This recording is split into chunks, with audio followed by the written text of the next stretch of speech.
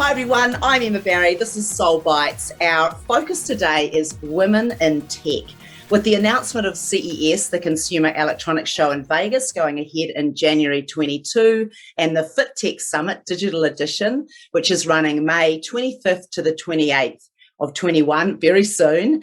This is the perfect opportunity to welcome our guests today. We have, first of all, Natalia Karbasova, who's a founder of the FitTech Summit, CEO of FitTech Company, based in Munich. Previously, Natalia was with Hubert Burda Media, one of Europe's largest media companies, for 9 years, and also worked as personal assistant to the company owner and one of Germany's top billionaires, Dr. Hubert Burda. Looking into global digital trends, very on point for our conversation today. As Burda's creative evangelist, she successfully launched several innovation initiatives like hackathons, rapid prototyping labs, pitch competitions, and startup conferences. She founded FitTech Summit while still at Burda and spun it off in 2020 to run it as an independent company. A former track and field athlete, we have that in common, and a certified fitness coach. Welcome to the podcast, Natalia. Hey, good to be here. Emma, you're also into track and field? Yes, I was a heptathlete. What was your event? It was sprint, so I'm kind of a sprinter and the jumping part. That does not surprise me knowing your personality. And look, joined today by Melanie Lauer, who's CEO for Trisport, the exclusive licensee for producing, marketing and selling Kettler sport products in Europe, who's also speaking at the FitTech Summit with a fascinating transformation story. Can't wait to share that with you. Melanie has worked multiple years within the tech sector, setting up partnerships with technology companies and dealing with the most recent technology worldwide, software and hardware. For example, Eagle by Cadsoft, Farnell Element 14, Conrad Electronic, in various leading roles. But just as she loves technology, is also a big sports fan and loves to combine both of these passions in her roles. So welcome, Melanie. Wonderful to have you on also. Thank you for the invitation, Emma. I'm happy being here. Of course. Look, so I have the beauty and I have the brains in the room today. So ladies, as we kick off, brains and who is beauty? No, you've both got both of them. You're all the things. Look, before we take your insights today, I would love to hear, in a year where we have seen the importance of fitness join the health equation, the alarming rise of mental health and loneliness issues, the hockey stick of growth of connected fitness and wearables. Please share with us, and we'll start with you, Natalia. What was your biggest observation over the last 12 to 15 months? You want me to have the short version or the longer version? Whatever you're going to give us. All right, so the short version would be that definitely prevention recovery is totally on the agenda today, and as well as home fitness as a kind of an entertainment service. So maybe to dive deeper, what we definitely see is that holistic health is gaining such a huge importance due to COVID, of course.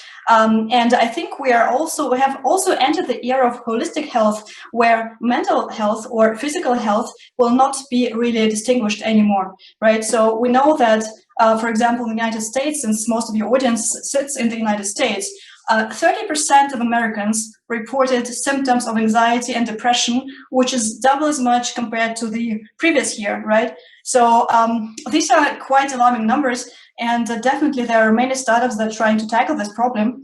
At the same time, we'll also see kind of new ways of user engagement for different kinds of audiences, like for elderly, for example, who are also very susceptible to COVID, as we know.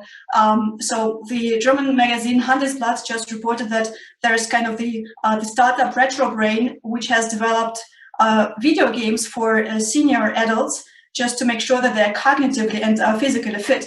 So this is definitely one of the trends, as same as the VR therapies for the future. So I think that we'll definitely see the blending between fitness and health, and this is also one of the themes of the FitTech Summit.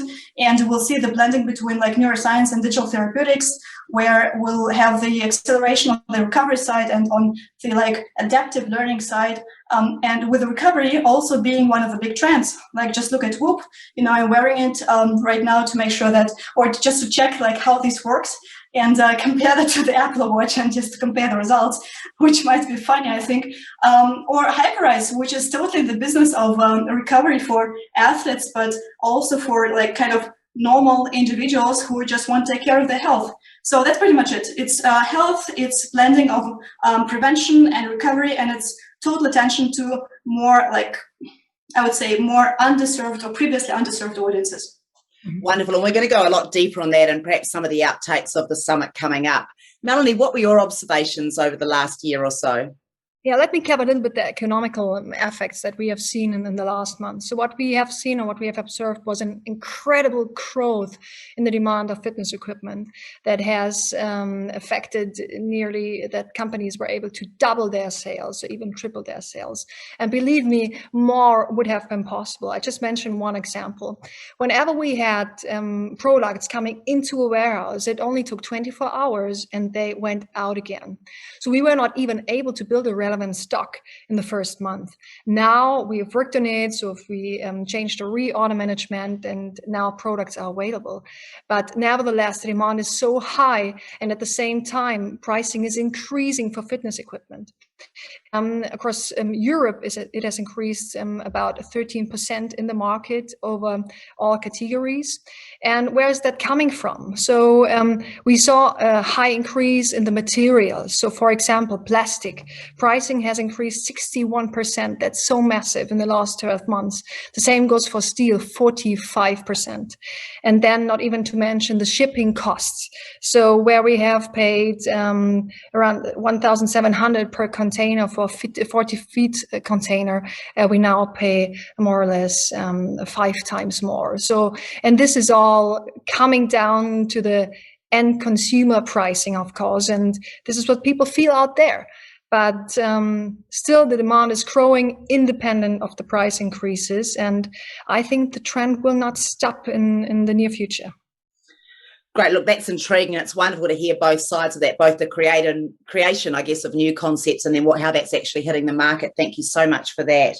So, Natalia, you founded the FitTech Summit in 2018, Europe's leading conference platform devoted to fitness technology and the future of well-being and healthy lifestyle. Yeah, that's like a decade ago.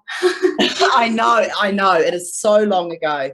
Now, you had 2 years of live events and you had some amazing visionaries join the lineup. We had Tom Cortese, co-founder of Peloton, Mike Lee, founder of MyFitnessPal, Joe DeSena, founder of Spartan Race, and Huck Klopp, founder of North Face, to a combined audience of over 1,000 people. So that was, a million years ago. We last chatted as we were winding up into the next one in 2020. It was supposed to be running in Munich, but instead we had a pandemic, which has been a lot of fun. And now this year, you're obviously going digital. Could you tell us a little bit around the background to the summit? Who's it for? Why did you create it? And where on earth are you taking us? Oh, that's a very good question. So I think the summit is a business and technology conference for every decision maker in the space who is taking care of the topics of fitness and wellness as kind of the end goal of the business. So we definitely don't say we're just an event for the fitness industry, because I don't see any borders between the fitness and health industries and the other well-being industries anymore, to be honest, right? So if you're a decision maker, if you're a C-level executive, if you're a founder or investor interested in the space, this is the one for you, because you will understand the trends or the underlying trends that are happening in the market, kind of from the horse's mouth, from people who are definitely influencing the market strongest right now. Great. Now, your two great passions are fitness and storytelling, obviously from your media background, journalism background. This year's themes are new gyms, new interfaces, and new health. Why these three? And what are some surprising things that we can look forward to from the topics and speakers? Yeah, that's a very good question. So I think new gyms is kind of obvious, because gyms are one of the biggest losers of the pandemic, right? As of October 2020, according to URSA, around 15% of gyms were permanently closed. And I believe after the pandemic, we'll see around 30% of gyms that will not be in the business anymore. At the same time, we have learned new ways of doing fitness while staying at home or going outdoors, or just finding new ways of engaging with technology and staying fit as much as we can. So we are speaking about omni-channel fitness, about new ways kind of redistribution of the power. We'll see the power going more to the personal trainers, or at least to the star personal trainers who are now creating their own platforms to interact with the audiences, right? And on the home fitness side, after the incredible success of Peloton, which also didn't happen overnight, right? They've been around for 9 years, so just nobody paid attention before the pandemic in Europe, at least, right? And we'll see a lot of companies, or we are seeing a lot of companies that are following in the footsteps of Peloton, like Baha from Germany, or Tono, Lightbox, and Hydro. And we'll also be talking about this kind of verticalization of fitness, because, like, to be honest, it's kind of the same game as with the wrist. It just looks stupid if you're wearing two devices, right? So it might also be kind of difficult to get 2 or 3 fitness equipment manufacturers into your home. So we'll see lots of fights for the space in consumers' homes, and we'll also see the fight for new spaces, like, you know, cooperations between gyms and personal or home fitness equipment manufacturers. And third thing about new gyms is that they will have to rethink their roles as data-driven or probably community spaces with more engagement, more accountability options. And Emma, I believe you are the best one to talk about that, since you wrote the book about boutique fitness, which is all about personal connection to the users, right? And I also think that gyms will have to get into the competition space. They'll have to forge alliances with probably, I don't know, Olympics, or with different fitness competitions that will be kind of taking up the users from gyms to make sure that they're also competing. On the new interfaces side, well, we know that wristbands are kind of, you know, boring, but they are also being reinvented right now, right? So new interfaces between trainers and clients are emerging that help trainers to kind of scale their services. For example, Morpheus in the United States, right? We have regeneration performance guidance with Whoop. We have real-time workout tracking with an Austrian startup, Hero Workout, which will make an announcement and kind of the product introduction at the summit as well. And there's also audio interfaces. We know that with the penetration of podcasts, with us being over Zoomed, that's fine that we're doing this call on Zoom too, right? But sorry. Yeah, we're just being over Zoomed. We have voice assistants. We have these new consumer habits, which of course play a role in our consumer habits in the fitness space as well. So I think that hearing is becoming the kind of a new augmented reality layer that we'll be using way more often in the future. Or if you just look at the AI generated sounds like Endel, which just had this, you know, which had this cooperation with the girlfriend of Elon Musk, with Grimes, where they created a kind of AI lullaby for their baby. So these kind of apps help us to be more productive or deliver a better fitness performance, as well as brain interfaces like the Muse headband, right? Which just gives you direct feedback whenever you are being distracted and helps you get into this mode. So this is kind of the overview of what we're doing. I'm speaking too fast. What we're gonna be doing in the new interfaces track. And to get back to the new health track, as I said before, we or myself personally, we don't distinguish anymore between fitness and health. We know that quantified health is, you know, with the constant tracking of your body vitals, like glucose tracking by Super Sapiens or metabolism tracking by Lumen from Israel, is totally on the rise. We want to have the data about our body, and we also want to understand what that means. And this is why we're also going to see the body in a completely different way. So these are three major tracks: new gyms, new interfaces, new health. And we're going to be talking about that because we think these are the major trends that are influencing the way we do fitness 2021 and above. That's great. And having had a look at the agenda, I can just assure anyone who's listening to this, please come to this summit, because it takes you below the level of we're going digital. So, you know, it really gets into the breaking edge, the technology, the leaders in the field, the visionaries, and what they're thinking and what they're working towards, because that's got to be our end goal. Thank you so much for those insights. Melanie, switching to you, you hail from a big executive international B2B business and marketing background from Conrad, Electronic Group, CADSoft, etc. I was fascinated by your story and talking to Natalia, because as we track the tech stories of 2021, we almost never come across a business founded in 1949. Are you kidding me?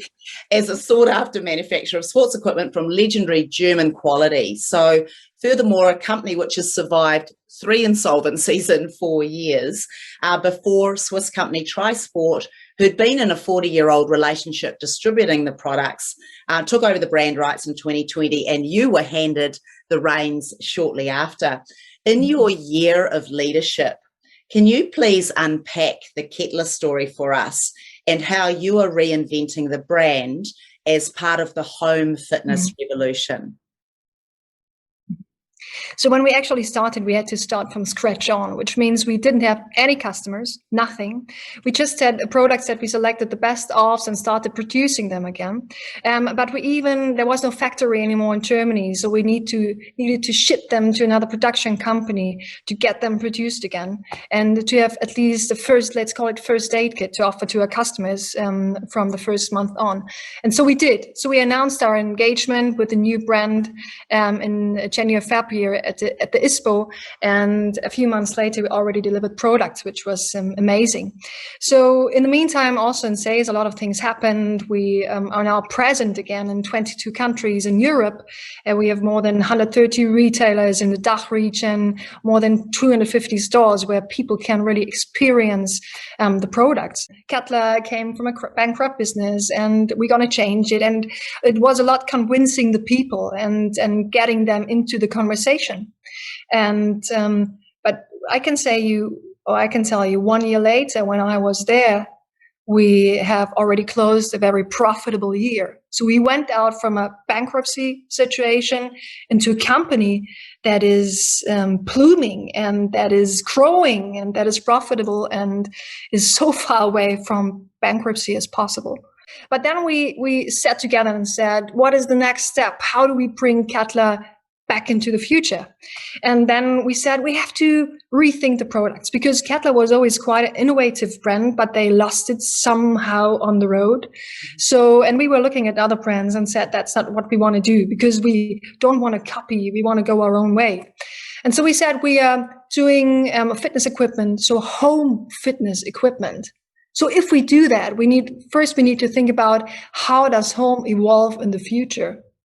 And so we were talking to architects, and we were looking at concepts of living. So how will people live in cities, in urban areas, but also in suburban areas, and how will this all come together? And then we said we definitely need to build products that people want to see in their most favorite room. If it's the sleeping room, if it's the kitchen, whatever, or the living room, they need to see, they need to get motivated, they need to be proud of. And we also said we don't want to do fitness equipment just for one target group. We want to do it for the movers. So for everybody who wants to move. And that's like everybody, you are built to move. Your body is designed to move and not to stand still. And this is what we want to do. So we want to bring back the joy and the compassion to the people again. So the first thing then we realized is what is the company that has created a product where you can really see the red line. So whenever you see a product from one category looks like a product from another category. And then we realized the best design worldwide for products is realized by Apple. Because whatever you have on file, if it's the iPhone, if it's the MacBook, or whatever, you see it's Apple. I was just thinking of the first colored Macintosh computers that kind of revolutionized the relationship between a user and a computer, right? Absolutely. So we need to bring it down back to simplicity and a certain effort on visuals and aesthetics. So bringing back the beauty to fitness. And that's what we did. And then we said, we don't want to work together with somebody who only has built fitness machines in the past. We want to work together with someone who didn't do it ever before. And so we hired somebody from Apple, so one of the 20 designers from Apple, to help us creating a new product story for Kettler. And then we also hired an agency that is based in Amsterdam and London that are also very into high-class design level. So, for example, they built the first class for British Airways, or they designed the Herman Miller chairs, which is quite a famous design series. So completely from another range. And our briefing was, build the fitness equipment of the future. And what we did was not thinking, hey, we build another, I don't know, indoor cycle. We said, how would an indoor cycle look like if, hey, the design company that is quite known would design fitness equipment? That was our first briefing session. And what has turned out is a really, I call it, revolutionary series of beauties. So 3 different indoor cycles that we will launch Q1 2022. We will first show it at Natalia's FitTech Summit. So book the slot and see it. It's really from another world. And we also said we don't want to make black products anymore. So let's bring it back. What we see in the background, Melanie, this is like the legacy product that will not hit the market anymore. We still sell it, of course, because it takes some time until we completely renew the product portfolio. I'd say end of 2023, we will come up with 80% of our products being redesigned. But of course, this takes a lot of time. But as I said, so the first one will come out in Q1 2022, which is a nice date, by the way. And then we take the journey from there. And at the same time, we're going to be working on connectivity, because this is also something that Kettler has missed in the past. So interconnectivity is not only to wearables, but also to apps or to whatever. And really also taking the next steps into the trends that you, Natalia, already has mentioned with health, with virtual reality, hearables, and whatever comes our way. So I would say the future for Kettler is quite bright, and we are working hardcore in achieving it. And our strategy is not to copy, but to find other entries into the world of fitness. And I think, therefore, it helps that I'm not out of the industry. Yeah. Because I came with a completely fresh look into that new environment for me, and I come more from the techie side. And I think that's the benefit, because I don't understand fitness as maybe somebody understands it who's worked there the last 20 years. I think this is a very good thing to start with, because I had no idea of fitness conferences before I started FitTech Summit, and I'm pretty much glad about that. So because in that case, you just can start from scratch and do something completely different, or something which really absolutely different things. Yeah, absolutely. The power of that too is that you're not sitting on assumptions, and we see that all the time. We become blind to the way things always have been, and so it's wonderful to have you both in there. And it makes my heart sing that you're really taking a human-centric design focus and really reaching again outside the industry to people who design nice things. They come from ethnography. They're able to really look at the world and create solutions we don't even know that we're craving yet. So, just massive congratulations. I cannot wait to see you do the big reveal at the Tech Summit. Natalia, I'm going to cut back to you. You've always championed fitness and sport tech startups rather than just the acceleration of digital, which is what everyone's talking about. I know that you can give us the next layer of that. What technologies most excite you at the moment, which you think will be the most profound on humanity over the next 2 to 5 years? Oh, this is a very difficult question for me, because I'm so excited about every new technology that I run across. So I think one rule of thumb would be, if you want to create a fitness app, you need to really have very good reasons to do that, because the market is just so saturated. Like 2020, there were more than 71,000 fitness apps that were launched additionally in the market, right? So that's like 13% year-over-year growth. And yes, it's true. We also saw the spike in downloads with around 80% year-over-year growth. But at the same time, it's kind of a very commoditized market, and it's also super difficult to get the attention of the end consumers. And we'll be talking more about this kind of market and statistics and the big picture overview in the talk at the summit with Mohammed Iqbal from Sweatworks and Paula Verso of the CAS Business School. So he has all the data, all the statistics. He's just done research on the dynamic in this market. So generally, if you want to launch a fitness app or any kind of an app, you need to have really good marketing and distribution partners. In terms of the technologies that excite me at the moment, I think that back-end technologies are pretty exciting, because there are so many companies that face the consumer, but they all need time to develop the back-end. And if you are in this business right now, you probably can help them to accelerate and grow with them together. Like in case of computer vision and movement recognition and tracking, I would definitely have a look at Vane, which is a fitness or a back-end software startup from Switzerland, or music as a service, for example, like the ai.music company in UK. What I also think is interesting is the combination of apparel, sensors, and data.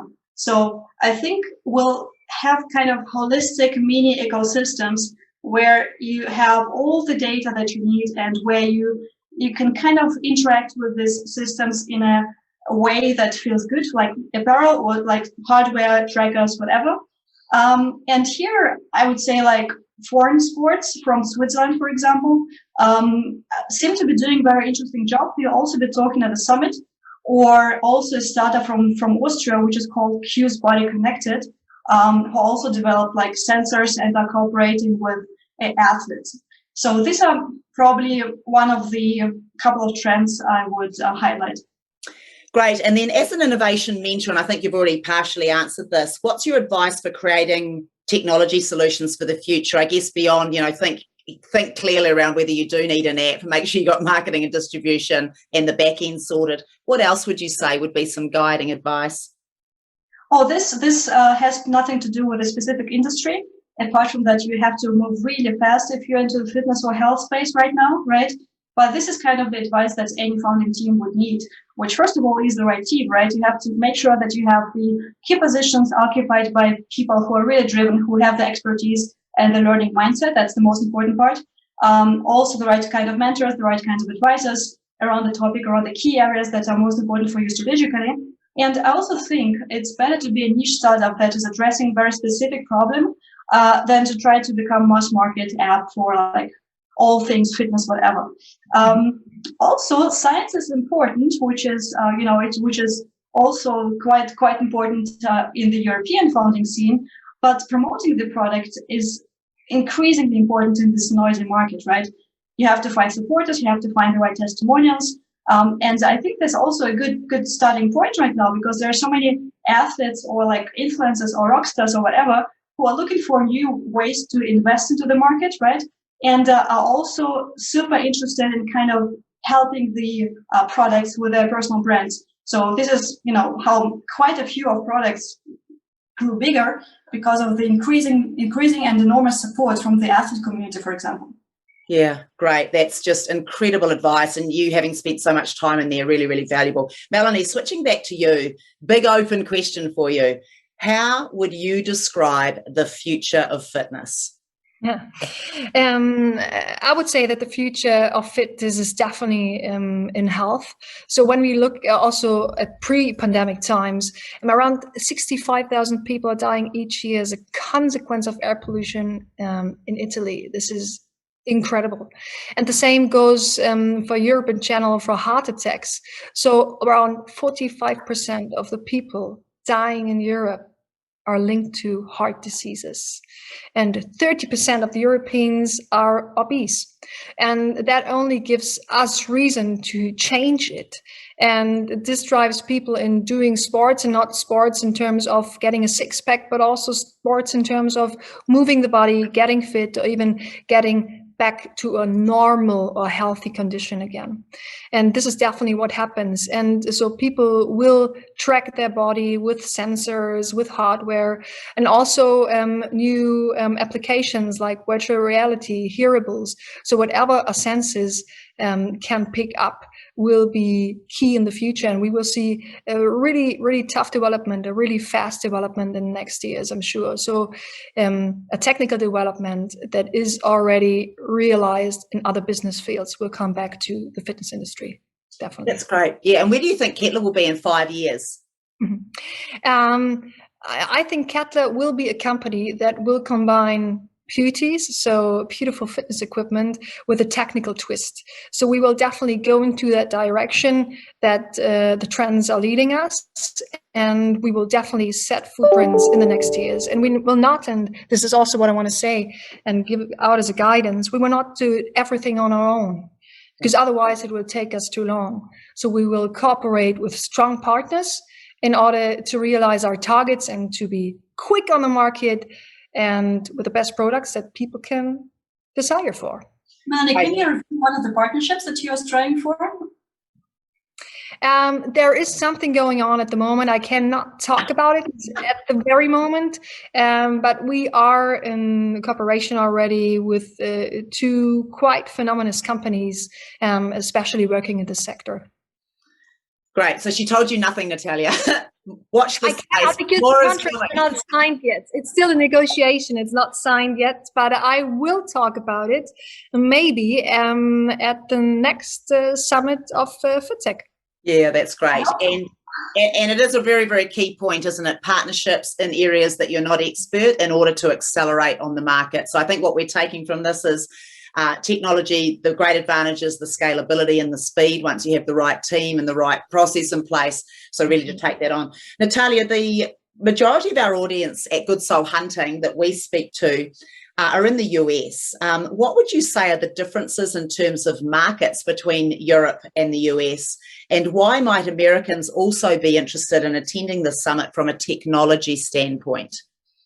Yeah, right. Let's start with the second question, because I think why Americans might be interested is not a relevant question because they already are. So I just asked for statistics on the registration side, and US is one of the top 5 countries that has registered for the summit, with Germany, UK, Netherlands, and Spain being others.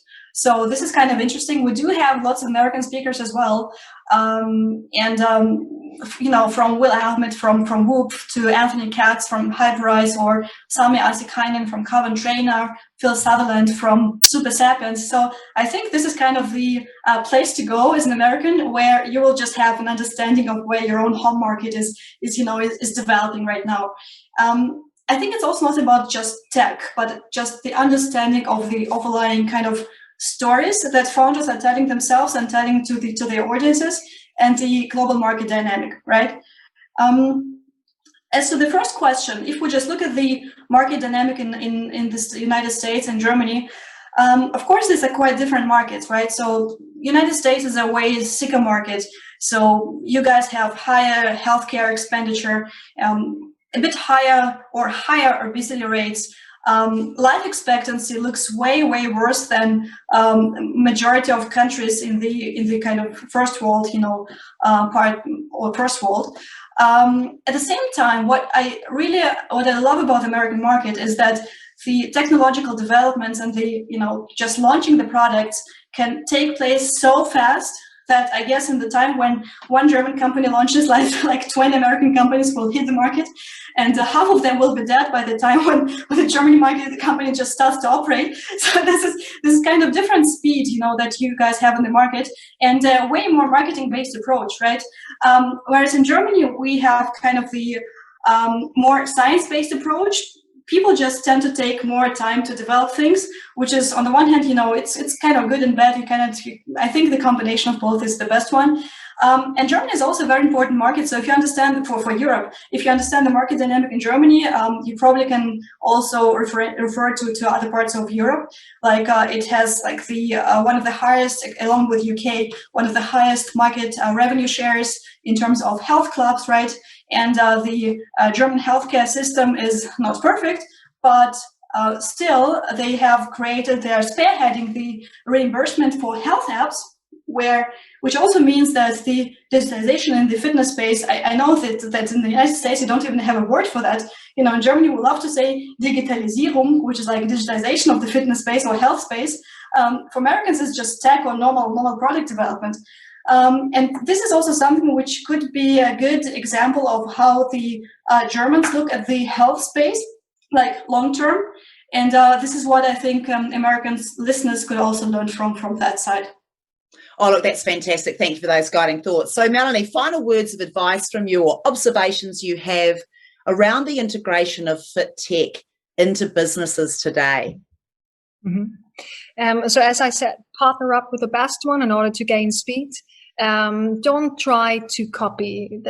That's never good. And if you copy, do it better. How about great artists steal? Sorry? How about great artists steal? Yes. Okay. And try to look at things from another perspective if you're stuck. I think that always helps, going one step back and then trying to get a fresh view on things. And be brave. Yeah, with confidence, step into stuff, make your calculations and step in with confidence. And it's interesting, you see a great trend that we see in the search space as well, is that we're placing a lot of people from outside industry like yourself into fitness because they've been where the company needs to go, and also with fresh eyes, with fresh energy, and not stuck with the negative legacy that is always in every industry, I guess. So it brings a lot of power, to the future of whatever you're trying to build. So final question to you both, and it's one that we always ask our guests, and that is, what sets your soul on fire? Now, Melanie, we'll start with you and we'll finish with Natalia. Okay. People burning for ideas and with inspiring spirits. That sets my soul on fire, and that is my generator. Oh, that's wonderful. Thanks. Natalia? Well, I love people burning for ideas. Hopefully they don't die for them. And if so, they have a good reason, right? Yeah, and what I really love, and what's the reason behind this summit and all these initiatives, I love meaningful things just growing out of the interaction between people, because I think we just have to, we have to create these personal touch points. We have to create personal conversations, narratives around the industry and the trends, because this is something that will help us move the industry forward, and ultimately also bring us back to what makes us really human, which is like health, understanding of our own bodies, and kind of being in harmony with our own bodies and minds. This is what I love. That's wonderful. So thank you, Melanie, for throwing up I Burn for You, a reference to the Duke of Bridgerton. I don't know if it went bonkers over there, but it's one of the most watched piece of TV over here. So thank you for that. Well. And then also to Natalia, just for being just a phenomenal connector, a female leader in the world of technology that's bringing all these stories together in order to accelerate in the name of humanity. So thank you both, two incredibly smart women leading technology across Europe and in the world indeed. Their contact details are below, and I'm going to give a shameless plug one more time to the conference, the FitTech Summit, the digital edition, which is coming up 25th to the 28th of May. It's 3 hours a day for 3 days. It's available, streamed. It'll be live, obviously. Also, it's going to be recorded on demand. So there are no excuses on time zone for you not to grab a ticket to that. So you can catch a replay anywhere in the world. Jump on and purchase a ticket here, and we'll see you there. Ladies, this has been absolutely phenomenal. I can't wait to watch it back and grab down all those nuggets. Thank you for everything that you do for our industry, and I can't wait to see you in real life. But until then, we'll see you at the Fit Summit. Thank you so much. Thank you so much, Emma. Pleasure.